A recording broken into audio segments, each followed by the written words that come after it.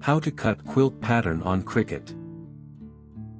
Step 1. In Cricut Design Space, go to Projects, then search for Quilt Projects. Step 2. Select the one you want to use, go through the instructions and click on Make It. Step 3. Next, grab the fabric and cut it to size. Step 4.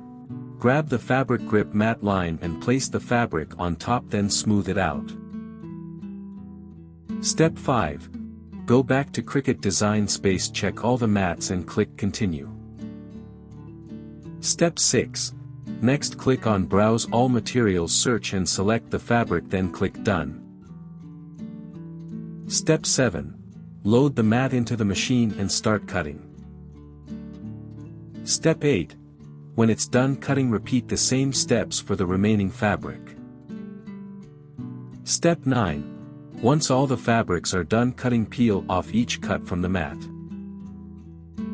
Step 10.